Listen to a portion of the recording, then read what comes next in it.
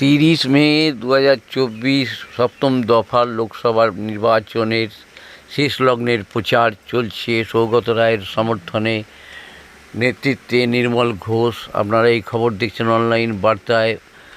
প্রশান্ত দাশগুপ্তর খবরে ভালো লাগলে অবশ্যই সাবস্ক্রাইব করবেন। বক্তব্য রাখবেন পূর্ব পানিহাটির ছাত্র সভাপতি মাননীয় ভূষণ মালাদা। হ্যালো, না দীর্ঘ বক্তব্য রাখার অবকাশ নেই। আমাদের মধ্যে এসে উপস্থিত হয়েছেন আমাদের সকলের প্রিয় নেতা, পানিহাটির রাজনৈতিক অভিভাবক। তার বক্তব্য শোনার জন্য আপনারা সকাল থেকে অপেক্ষা করছেন। আমাদের সকলের প্রিয় নেতা, পশ্চিমবঙ্গ সরকারের মাননীয় মুখ্য সচেতক, পানিহাটির বিধায়ক মাননীয় শ্রী নির্মল ঘোষ মহাশয় এখানে উপস্থিত রয়েছেন, যার উদ্যোগে আজকের এই সভা। 16 এবং 17 নম্বর ওয়ার্ডের পৌর পিতাদ্বয়, পানিহাটি পৌরসভার পৌর পরিষদ সদস্য তাপস দে এবং সোমনাথ দে উপস্থিত রয়েছেন।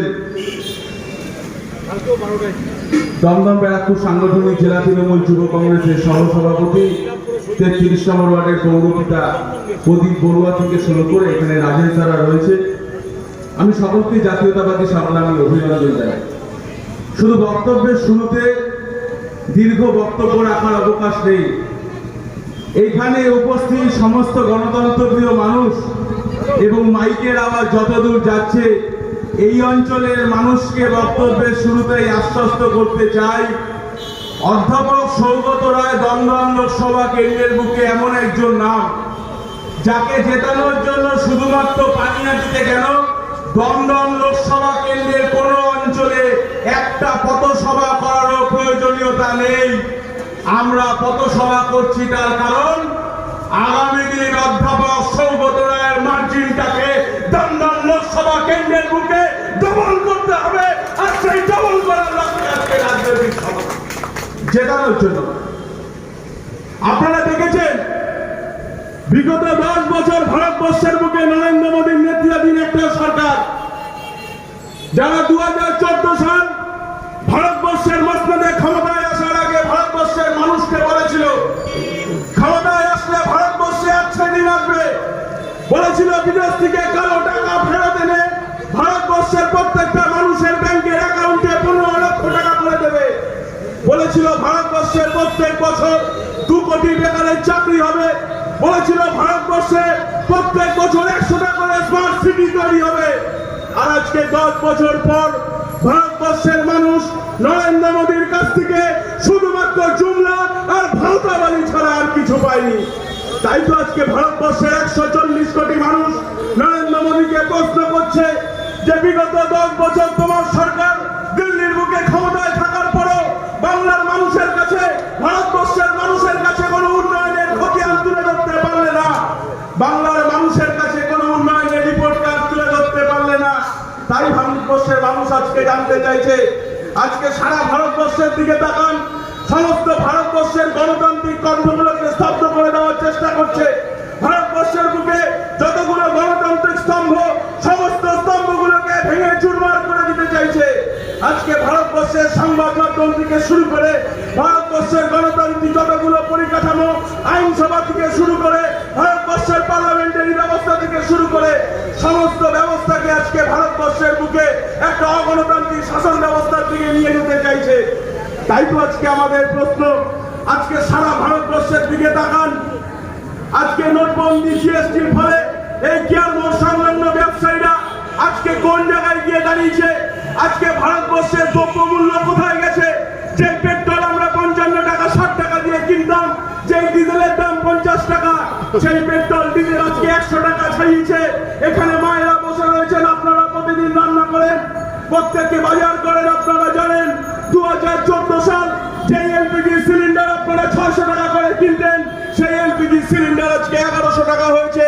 ভারতবর্ষের মানুষের, বাংলার মানুষের খাদ্যের অধিকারকে, জীবন ধারণের অধিকারকে কেড়ে নিতে চাইছে নরেন্দ্র দামোদর দাস মোদী। আজকে তাই তো লড়াই। আজকে তারা দেখতে পাবেন সারা ভারতবর্ষ জুড়ে যতগুলো রাষ্ট্রীয় সম্পত্তি আছে, একে একে সমস্ত রাষ্ট্রীয় সম্পত্তি ভারতবর্ষের পুঁজিপতি আম্বানি আম্বানির হাতে বিক্রি করে দিচ্ছে। আজকে ভারতবর্ষের রেলওয়েকে বিক্রি করেছে, ভারতবর্ষের কোল ব্লককে বিক্রি করেছে, ভারতবর্ষের তেলের খনি, কয়লার খনি থেকে শুরু করে LIC কে বিক্রি করে দিয়েছে। এবার বলছে আগামী দিনে ক্ষমতায় আসলে ভারতবর্ষের ব্যাংকিং সিস্টেমকে সম্পূর্ণভাবে বেসরকারি করবেন। অর্থাৎ ভারতবর্ষের মানুষের টাকাকে, ভারতবর্ষের গচ্ছিত মানুষের অর্থনীতিকে, বাংলার অর্থনীতিকে আজকে ভারতবর্ষের মুখে পুঁজিপতি বেনিয়াদের হাতে তুলে দিতে চাইছে। 1971 সাল তৎকালীন ভারতবর্ষের প্রধানমন্ত্রী ইন্দিরা গান্ধী ভারতবর্ষের মুখে সমস্ত ব্যাংকগুলোকে রাষ্ট্রীয়করণ করেছিলেন। তার কারণ আমার আপনার মতো খেটে খাওয়া মেহনতি মানুষের টাকা যাতে ব্যাংকে সুরক্ষিতভাবে থাকে। আর আজকে নরেন্দ্র মোদীর দিকে তাকিয়ে দেখুন, ঠিক তার উল্টো পথে হেঁটে ভারতবর্ষের সমস্ত খেটে খাওয়া মেহনতি মানুষের টাকাকে আগামী দিন ভারতবর্ষের পুঁজিপতিদের হাতে তুলে দিতে চাইছে। আগামী দিন সেই দিন আসবে, জেনে রাখুন এই অঞ্চলের মানুষ, আপনার টাকা ব্যাংকে থাকবে, কিন্তু আপনার বিপদে সেই টাকাকে আপনি ব্যাংক থেকে তুলতে পারবেন না। আপনার টাকা আপনার থাকবে, কিন্তু তার অধিকার চলে যাবে ভারতবর্ষের পুঁজিপতিদের হাতে, ভারতবর্ষের আদানি আম্বানিদের হাতে। আজকে সারা ভারতবর্ষ জুড়ে একটা অর্থনৈতিক সন্ত্রাস চলছে, সারা ভারতবর্ষ জুড়ে একটা অর্থনৈতিক সন্ত্রাস চলছে। তাই তো এই অঞ্চলের মানুষকে প্রশ্ন করতে চাই, আজকে আপনি কি খাবেন, কি পড়বেন, সেটা ঠিক করে দেবে RSS সদর দপ্তর থেকে। আজকে সারা ভারতবর্ষ জুড়ে মানুষের গণতান্ত্রিক অধিকারকে কেড়ে নিতে চাইছে। ইতিমধ্যে আপনারা দেখেছেন বিজেপি তাদের ম্যানিফেস্টো প্রকাশ করে বলছে আগামী দিন ক্ষমতায় আসলে ভারতবর্ষে এক নির্বাচনী ব্যবস্থা আসবে, অর্থাৎ আর ভারতবর্ষে নির্বাচন হবে না। এবার যদি নরেন্দ্র মোদী 400 সিট নিয়ে ক্ষমতায় আসে, তাহলে সারা ভারতবর্ষ জুড়ে আর নির্বাচন হবে না। গত 10 বছরে কেউ বলতে পারবে এখানে কোন রকম চান্দা দৌড় ধান্দা দেও এখানে বিজেপি আসতে পারে? সিপিএম আছে, কিন্তু সিপিএম তাদেরকে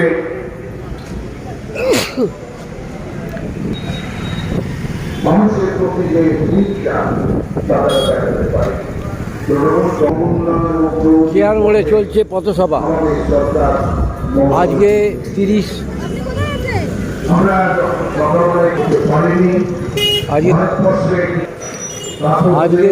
মে পানিহাটি কেয়ার মোড়ে নির্বাচনী প্রচারের শেষ লগ্নে চলছে নির্মল ঘোষের বক্তব্য। আমার এখানে সৌমিত্র তার বক্তব্য রেখেছে, সৌমিত্র ছিল আমার ভূষণ একটু আগে বক্তব্য ছিল, ভালো বলে, কিন্তু আমাদের তো সময় নেই, 5টার সময় যেতে হবে। আমি ওই যে নাম সৌমিত্র, সৌমিক ও রামের ভগবান রামচন্দ্রকে আমরা ভগবান বলি, আর সিপিএম বলে তাদের দলের নেতা। ভগবান রামচন্দ্র নাকি ভারতবর্ষে ছিলেন না, ভগবান রামচন্দ্র নাকি মানুষ তাকে পুজো করতো না, তাকে প্রণাম করতো না। এক মোদী এসেছেন, তিনি বলছেন 2019-এ বলেছিল, মানুষকে বলেছিল আমি স্ত্রীকে মানি না, নারীকে মানি না, এমনকি নিজের স্ত্রী তাকেও মানে না। এবার একটা অদ্ভুত স্লোগান দিয়েছে, বিজেপির লোকদের দোকান কাটা, আগে সিপিএম দিচ্ছিল, বলছে আমি মাতৃগর্ভে জন্মগ্রহণ করিনি, আমি ঈশ্বর আমাকে পাঠিয়ে দিয়েছে। এই যে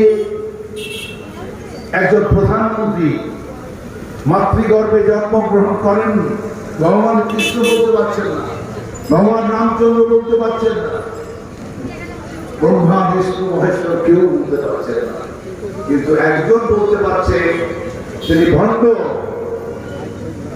তিনি বড় লোকের দালাল, তিনি আদানি আম্বানির বন্ধু, ভারতবর্ষের গণতন্ত্রকে শেষ করে দিয়েছে। তিনি বলতে পারছেন যে আমি মাতৃগর্ভে জন্ম হইনি, আমি ঈশ্বর আমাকে পাঠিয়েছে। তো তোমার কাজ কি এখানে? ঈশ্বর যদি পাঠিয়ে থাকে, তুমি যদি ভগবান হও, তাহলে এখানে তোমার এই লোকালয়ে তোমার কাজ কি? এখানে মন্দিরে বসে পড়ো গিয়ে। তুমি এখানে এসেছো, তুমি বলেছিলে 2 কোটি লোকের চাকরি দেব, 2টো লোকের চাকরি দেয়নি। 15 থেকে 20 লক্ষ 70 মানুষকে দেব, 2টো লোক 15 টাকা কাউকে দিতে পারেনি। তিনি বলেছিলেন বিনা পয়সায় গ্যাস দেবো, রান্না দিতে পারেনি। তিনি বলেছিলেন हमको केवल प्राइम मिनिस्टर बना दीजिए, কৃষক আর আত্মহত্যা করবে না। গত 10 বছরে অন্তত 25 থেকে 30,000 কৃষক আত্মহত্যা করেছে। আর যাকে মেরে ফেলেছে বিজেপির গুন্ডারা, পুলিশ দিল্লিতে লক্ষ লক্ষ কৃষক দিয়েছিল। এই মোদিজি, আপনি তো বলেছিলেন কৃষকের মিনিমাম সাপোর্ট প্রাইস এমএসপি দেবেন, আপনি তো বলেছিলেন কৃষকের ঋণ মুকুব করে দেবেন, আপনি লিখে দিয়েছিলেন, ইস্তাহার দিয়েছিলেন, মোদিজি আমাদের রক্ষা করুন। আমরা বলে যাচ্ছি সেই কৃষক 700 কৃষককে গুলি করে, 700 কৃষককে বিজেপির লোকেরা তারা মেরেছে। তাই বিজেপিকে যখন জিজ্ঞাসা করে মানুষ যে 10 বছরে মোদিজি কি করেছে, তখন একদল লোক বলছে যেন জয়শ্রীরা মেরেছে। এখানেও 2-1টা মস্তান আছে। আমি আজকে একটু শেষ দিনে বলে যাই, ওই কি নাম, জয় না অজয়, আমি একটু বলে যাই। বাবা এটা সত্য, এটা পানি হাঁটি। কত মস্তান আইসে আর গেছে, একই রবিটা আইসে আর গেছে গিয়া। তুমি বাবা এমন কাজ করো না, ভালো ছেলে বাংলাদেশ থেকে আইছো, ভারতের বাবাই ব্যবসা করতেছে, তুমিও ব্যবসা করো। বেফালতু মানুষকে অপমান করতে, গুন্ডাগর্দি করতে এখানে আইছো না। এখানে এমন জায়গা, বড় বড় গুন্ডা চলে গেছে।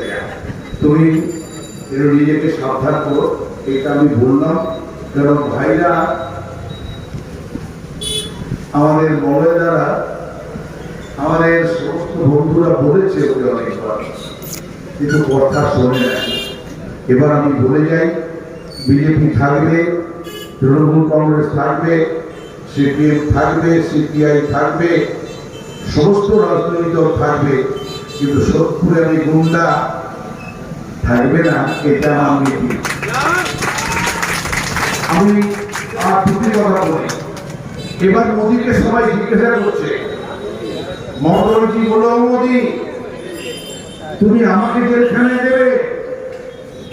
আমি মমতা ব্যানার্জি, তুমি সিএ আর এনআরসি করে বাঙালিকে তুমি ভারতবর্ষের বাইরে পাঠাবে? মোদী তুমি শুনে রাখো, আমি 7 বার ভারতবর্ষের লোকসভায় জিতেছি, আমি 7 বার ভারতবর্ষের লোকসভায় জিতেছি, আমি 4 বার ভারতবর্ষের মন্ত্রী ছিলাম, 2 বার রেলমন্ত্রী, 1 বার কয়লা মন্ত্রী, 1 বার আমি যুব এবং ক্রীড়া দপ্তরের মন্ত্রী ছিলাম। তুমি আমাকে রক্তচক্ষু দেখিও না মোদী। দিল্লিতে তৈরি করলেন ইন্ডিয়া নামক জোট। মমতা ব্যানার্জি বলছেন এই জোট, ভারতবর্ষের মানুষ বলছে ইন্ডিয়া জোট, বিহার বলছে ইন্ডিয়া জোট, উত্তরপ্রদেশ বলছে ইন্ডিয়া জোট, হরিয়ানা বলছে জোট, ঝাড়খণ্ড বলছে ইন্ডিয়া জোট, মহারাষ্ট্র বলছে ইন্ডিয়া জোট, পাঞ্জাব বলছে ইন্ডিয়া জোট, ভারতবর্ষের হিমালয় থেকে কন্যাকুমারী কচ্ছ থেকে গরিমা, ভারতবর্ষের দেশের 140 কোটি দেশের মানুষ বলছে বিজেপি খুব হয়েছে। তুমি তো কিছু করতে পারোনি, তুমি সন্ন্যাসী, তুমি সত্যি সত্যি হয়ে থাকো। তুমি সন্ন্যাস হয়ে থাকলে মন্দিরে গিয়ে বসে জল্পনা শুরু করো। শুনলাম এই 3-4 দিন আগে তিনি কোনো একটা জায়গায় চলে যাবেন, নিরালায় গিয়ে তিনি ইমার্জেন্সি করার একটা ষড়যন্ত্র করছে। অবশ্যই ইমার্জেন্সি চলছে ভারতবর্ষে অবশ্যই ইমার্জেন্সি চলছে। আর ভারতবর্ষের লোক বলছে যেমন সিপিএম কিছু করতে পারেনি, চলে গেছে, বিজেপি ভারতবর্ষের মানুষের উন্নয়নে ভারতবর্ষের মানুষকে চাকরি দিতে, ভারতবর্ষের কৃষককে রক্ষা করতে, নতুন শিল্প করতে, নতুন বিশ্ববিদ্যালয় করতে, নতুন ভারত করতে তুমি যখন কিছু করতে পারোনি, মানুষ বলছে মোদীজি কিয়া কিয়া, খালি মোদীজি যা বলে ঝুট পর ঝুট, ঝুট পর ঝুট, মিথ্যা মিথ্যা ছাড়া কিছু বলে না। এইবার বলছে मोदी जी क्यों हमने राम को लाया है, राम मंदिर किया है, क्यों हमने 370 धारा हटाया है। ভারতবর্ষের মানুষ বলছে 370 ধারা কি গায়ে মাখে না মাথায় মাখে। ভগবান রামচন্দ্র তো তুমি জন্মের আগে থেকে ছিল, তোমার জন্মের 4 পুরুষের আগে থেকে ছিল, উনি আছেন মানুষের শ্রদ্ধা তাই তিনি এখন আক্রমণ করেছেন ভারতবর্ষের সংবিধান।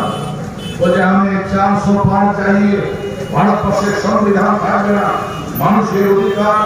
1947 সালে 15ই আগস্ট ভারত স্বাধীনতার পর ভারতবর্ষে যে গণতন্ত্র তৈরি হচ্ছে, সংবিধান তৈরি হচ্ছে 1950 সালে 26 জানুয়ারি, সেই গণতন্ত্রে সেই সংবিধানে ছত্রে ছত্রে লেখা আছে শ্রমিকের অধিকার, কৃষকের অধিকার, গরিব মানুষের অধিকার, পিছিয়ে পড়া মানুষের অধিকার, শিডিউল কাস্টের অধিকার, শিডিউল ট্রাইবের অধিকার, পিছিয়ে পড়া জনজাতির অধিকার, ছাত্রের অধিকার, ভারতবাসীর অধিকার ছত্রে ছত্রে লেখা আছে। তাই এবার তার সব থেকে বড় জঘন্যতা, এবার তার জল্লাদগিরি চলছে। ভারতবর্ষের গণতন্ত্রকে তিনি হত্যা করবেন উদ্যত হয়েছে।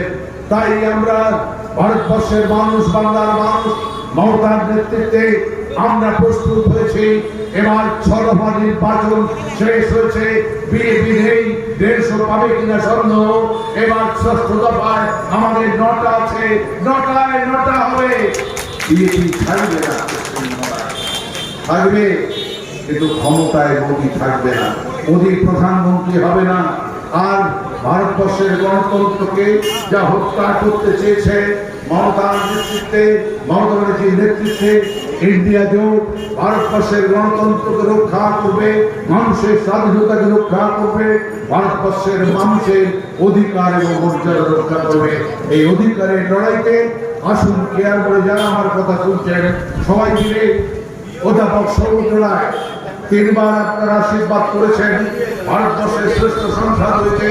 এবার আশীর্বাদ করলে মমতা হবে ভারতবর্ষের সঞ্চালিকা শক্তি, নতুন সরকার ভারত সরকারের সঞ্চালিকা শক্তি। আর অধ্যাপক সৌগত রায় আমাদের উন্নয়নের দায়িত্ব, আমাদের দেশ গড়ার দায়িত্ব গ্রহণ করবে। সবাই ভালো থাকবেন, জয় হিন্দ। এরই মধ্যে আমাদের মধ্যে সম্রাট আমাদের সভাপতি এসেছে, তাকে অনেক অনেক শুভেচ্ছা। আমাদের অনেক বন্ধুরা রয়েছে, সবাই মিলে আমরা এই প্রখর রোদ্রে আমি আশা করব অল্প কিছুক্ষণের মধ্যে এই সবার বস্তিত হলে শেষ করা দেওয়া যাবে। সবাই ভালো থাকুন, জয় হিন্দ। বঙ্গবন্ধু জিন্দাবাদ, জয় বাংলা। মমতা তুমি এগিয়ে যাও, আমরা তোমার পাশে আছি। এখন আমার আগে যিনি বক্তব্য রাখলেন, আপনার আমার সবার প্রিয় পানিহাটির রূপকার, পানিহাটির ভূমিপুত্র, বাংলা বিধানসভার মুখ্য সচেতক, পানিহাটির বিধায়ক নির্মল ঘোষ, তাকে প্রণাম জানাই, তাকে সম্মান জানাই। এবং এখানে উপস্থিত রয়েছেন মঞ্চে পানিহাটি পৌরসভার পৌরপ্রধান মলয় রায় মহাশয়, উপস্থিত রয়েছেন এখানে যার নেতৃত্বে আমরা আজকে এই সভা করছি মালদা তাপস দে মহাশয়, পানিহাটি পৌরসভার সিআইসি, উপস্থিত রয়েছেন পূর্ব পানিহাটির সভাপতি, 23 নম্বর ওয়ার্ডের কাউন্সিলর সমাজ চক্রবর্তী মহাশয়, উপস্থিত রয়েছে আমাদের এই ইলেকশন